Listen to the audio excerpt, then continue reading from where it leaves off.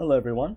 So in this video I'm going to show you how to sketch some of the different graphs that we'll be seeing a lot in the course, and also how to find their domain and range after you've done the sketch. So let's get started with the first one. The first graph is simply a linear function, a straight line. So I'm just going to quickly find the x and y intercepts in order to sketch it. So the x-intercept is when y equals to 0, and that would leave it as x equals to a half. And the y-intercept is when x is 0, and that is when y is equal to minus 1. Okay, so all you need to do from there is to plot those two intercepts into the number plane. So x is a half is about here, and y equals to minus 1 is maybe about here. And then we just draw a straight line through those 2 points. Oh, that's not a very straight line. There we go, it's slightly better. And that is the equation of our graph. Now, in terms of the domain and range, well, if you have a look at the graph, it goes on forever, right? It doesn't stop here. That's why we have these arrows here. So, in fact, the domain of this graph would be all real x. We can basically put any x value into this function, and there will be some value that's correlated to the graph, the line. The range is also all real y,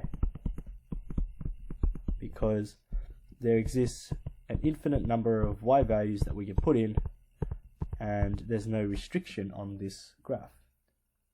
Okay, awesome. So that's the first one done. Now, looking at the second question is this function here. Now, this function we might not have seen before, but it's what we call the square root graph. It's kind of like half a parabola that's sort of tipped on its side. So the x-intercept, again, we sub in y equals to 0. The only value that will work is when x is equal to 3. And the y-intercept, well, that's when x equals to 0. And is there a value for x equals to 0? No, because if I subbed it in, I'll get 0 minus 3, which is square root of minus 3, which is undefined. So there is no y-intercept. Okay, so the only piece of information that's going to help us is this fact that x equals to 3. So what does this graph actually look like? Well,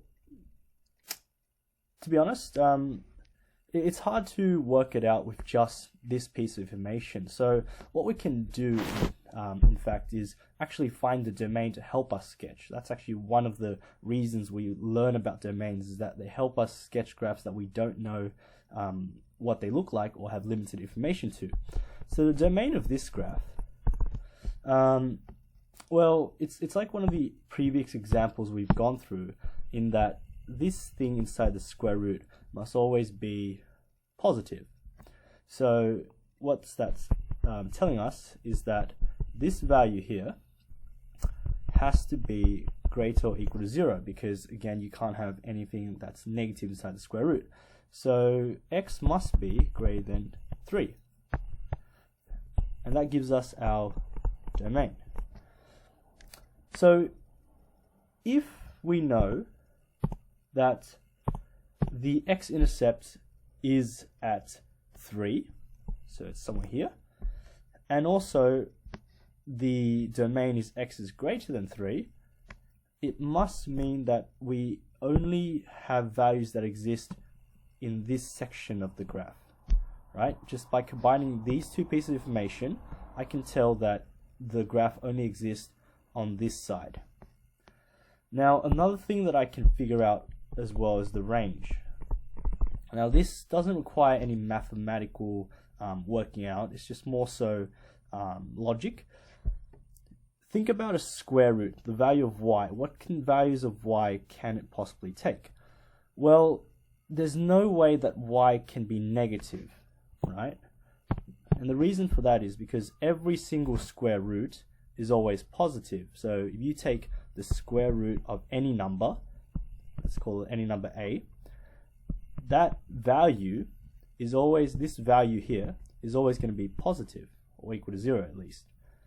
So y definitely can't be somewhere underneath the x-axis. Y has to always be positive. Okay, and that's actually the range. And because we know that it must always be positive, it sort of helps us say that, okay, there's actually nothing in this section down here. There's actually nothing here, right? There's nothing here, and there's nothing to the left of the value of 3. Okay. So in conclusion, the only curve that will essentially satisfy these features would be this one here, that graph. That is actually the square root graph. And there's the domain, x is greater than 3, and the range is y is greater than or equal to 0. Okay, cool. Now to go down a bit more. So the next graph that we're looking at is this one here. Y is equal to x squared plus 2x plus 3. So I'm just going to slide this down for a bit more space. Okay, now this graph is our parabola. And an easy way to sketch this one is to simply look at these two things. This is sort of like the values in which you can factor the parabola, and the plus 3 essentially shifts it up. So in order to quickly sketch this, here's what we're going to do. We know that there's an y-intercept that occurs at 3, because that's when x equals 0, of course. So some point here, the parabola goes through. Now, where is the parabola coming from? So a quick way you can, a quick method you can use is to find the vertex. So the vertex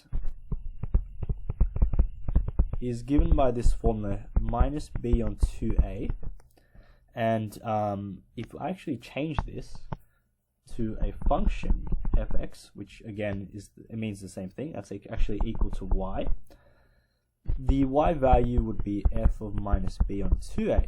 Okay, so that's actually one of the reasons why we use function notation, because it allows us to easily write something like this. All this is saying is that we know that the vertex has this x value here from previous studies, and we know how to get the y value of that point by simply substituting it into the original equation, and that's actually the notation we use now to write that substitution. Okay, so that's going to be minus 2 on 2, and that's minus 1, and if I sub minus 1 into fx, I'm going to get 1 minus 2 plus 3, and that is minus 1, 2. Okay, so minus 1, 2 is about here, minus 1 and 2, say it's here, minus 1, 2. Okay, so the parabola has to pass through those 2 points, and it'll look something like this. Yep. There we go. It's a bit better. And let's make sure this point passes through. Okay. There you go. Now, the reason why finding this vertex is so important is because you'll see that this parabola doesn't have an all real y as the range, right? It actually starts from its smallest point at this point, the vertex. And that's actually what we call the minimum point on the parabola. So the domain, because it extends on forever, we know that the domain can take on any sort of x value. So any x value is fine. That means domain is all real x. However, the range can only be from this point upwards. That means that the range would have to be y is greater than or equal to 2. Okay, and there's your domain and range and the graph for the parabola. Okay, next graph. Let's have a quick look. It's y equals to 4 on x. Okay. So y is equal to 4 over x. Now this graph is the hyperbola with branches in the first and third quadrant. So your hyperbola looks something like this. There we go. What does the 4 actually do? Okay, the 4 actually doesn't do too much in terms of the orientation of the graph. All it does is it actually pushes the graph away from the origin. So the larger the number in the numerator of this fraction, the further away they go from the origin. The smaller the number, the closer they are. So one way to distinguish this graph from y equals to 1 on x is to actually put a point in. So at the point of x equals to 1, if I sub it in, it will be y is 4. And at this point, if I sub it in, I'll sub in -1. I'm going to get -1 minus 4. Okay, that's to distinguish from any other graph, because again, I'm sketching, I'm not actually graphing it accurately, so I need to put in some points to show that it's the graph y equals to 4 on x. So label the graph.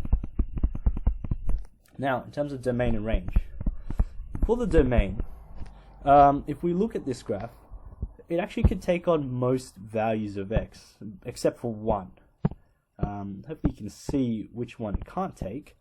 The value that it can't take is this value here, right? When x is equal to 0. You can see that the graph keeps going up and it keeps going down as well to negative infinity, infinity.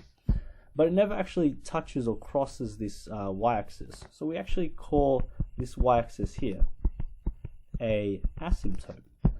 The technical definition of an asymptote is in fact it's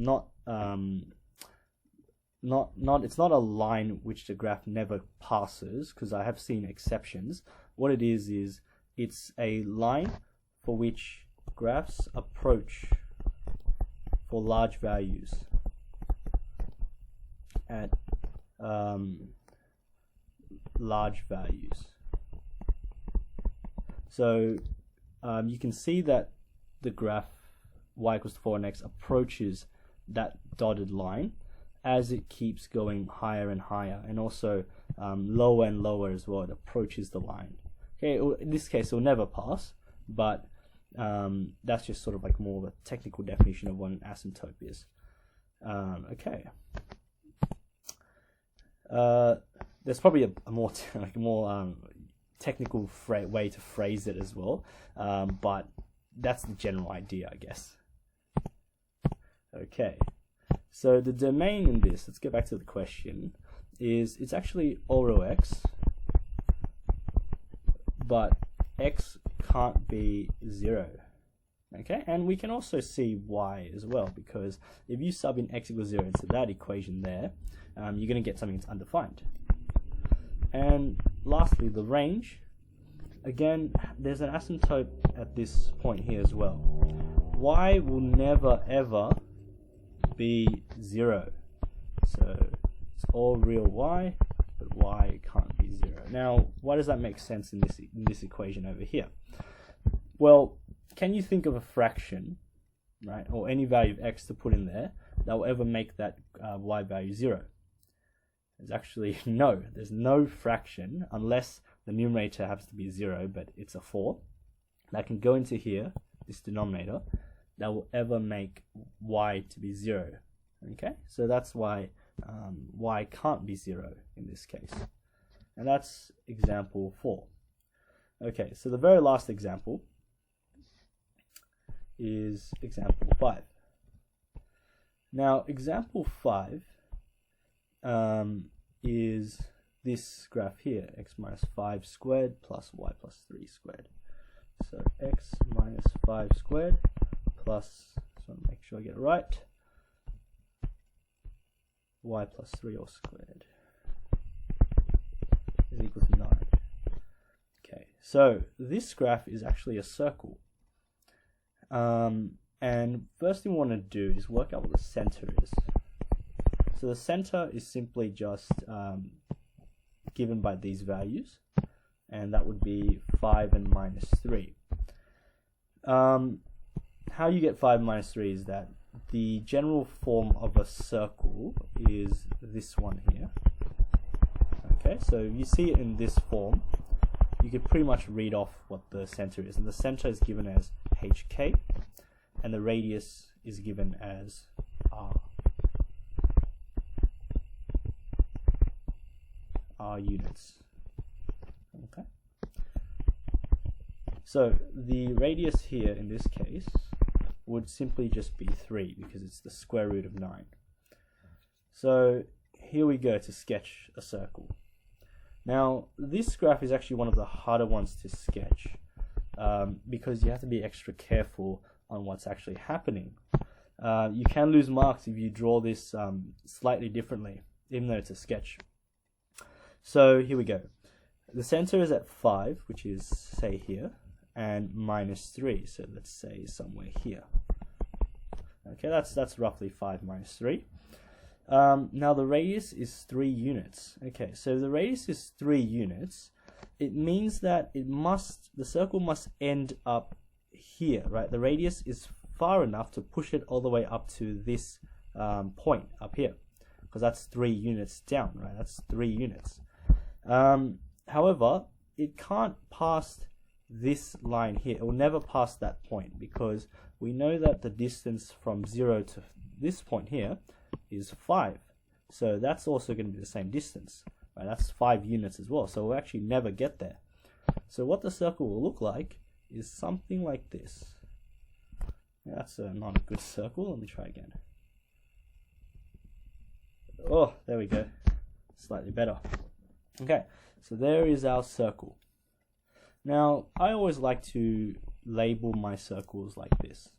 I have a center, so center at 5 minus 3, and also draw a little radius, 3, or r is equal to 3.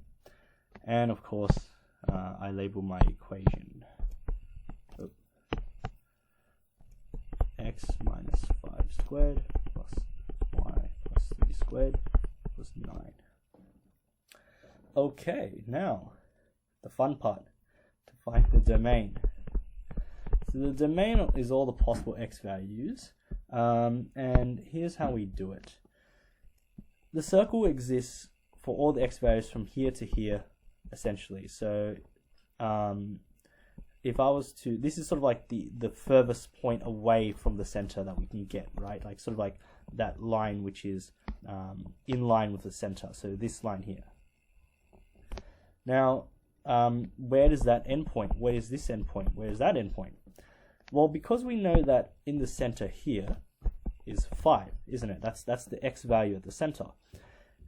And the radius is 3 units. So if we add 3 units to the right one, this one here, we're going to get 8, right? This value here has an x value of 8 and y value of minus 3. And over here, we subtract 3 from 5, so it has a value of 2. Hence, the domain will be between 2 and 8. Okay, and we do the same for the range. This value up here, or this point up here, is the highest value that the range will go up to, and this point down here is actually the lowest. So how I do that is I look at the y value now. So the y value is minus 3 at the center. So this point has a y value of minus 3. If I add 3 to it, I go up here. That means the highest value I'll get is 0. And if I subtract 3 to go down a bit further, the value that I get there would be minus 3. And 3 units down for the radius, that'd be minus 6. Okay, so let's just write minus 6.